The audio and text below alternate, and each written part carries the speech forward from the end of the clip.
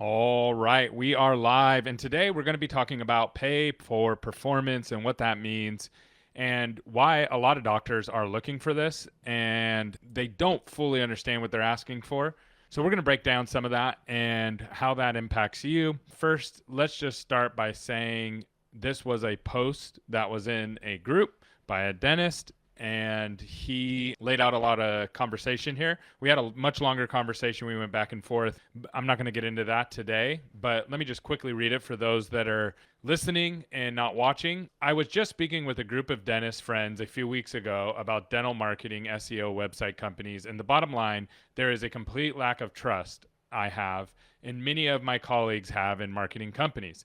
As dentists, in good faith, we hire a company to help market and drive great patients to our practice. And then 6, 10, 12 months down the road, we don't see any change or improvement from the previous company that made the same promises. And the marketing person blames us for not having enough Google reviews or not being aggressive enough with our office specials or to draw new patients. And the list of excuses goes on and on. The industry needs to pay for performance marketing companies. It doesn't matter to me if AI is used, SEO, organic, or any other method.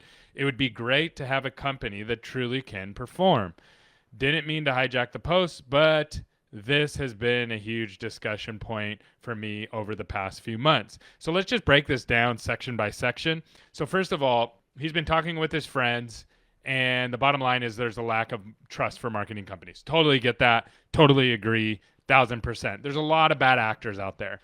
The problem is that the first bad actor is going to be people who don't understand dental and make huge promises. So a lot of dentists fall for these people who don't understand dental. So they're like, I promise you're going to get 400 new patients, and they've never worked in dental before, and they don't realize what they're actually promising. It's not an e-commerce business. If you're wondering what that is, like an e-commerce business, you can guarantee some things with marketing because you can control the journey from end to end. The marketing company can control the ad, the narrative, the landing page, how the product's laid out, pricing, shopping cart, follow-up, emails, drip campaigns, et cetera, et cetera. In dental, you can't do that. Right? Once the patient calls the office, the marketing company largely loses control of that interaction. So that's the first problem. Sorry for interrupting the show, but I got something special for you. So we only got 27 more seats at our in-person event. We're going to be helping you grow in 2026. We're going to be putting together a growth map for you, helping you with attracting the right kind of team members, attracting the right kind of patients, and getting your systems in place for next year so you can actually grow. Now, this event is normally $499, but I have a discount code down below for $199. Make sure you sign up right away. There's only a few seats left. We look forward to seeing you soon. Now back to the show. Let's continue reading. As a dentist, in good faith, we hire a company to help market drive patients, great patients, to our practice, and then 6 months, 6, 10, 12 months down the road, we don't see any improvement from the previous company that made the same promises, and the marketing company blames us. I would say 6 months or 12 months down the road, if they're blaming you, that's a problem, a huge problem. However, if you go marketing company to marketing company, that's and you fail over and over and over again, that does point to a huge operational issue. Dental marketing is one of the easier things to market for. However, and it's a big however, operationally, dentists perform horribly. Dental offices perform horribly operationally.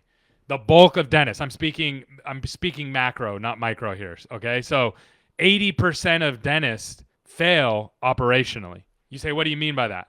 35% of calls go unanswered during normal business hours. 50% of calls don't convert on the first call. And then the average time to appointment's 3 weeks, which means you're going to have a 30-40% no-show rate. What happens then is you spend $10,000 on marketing, $8,000 of that goes down the drain.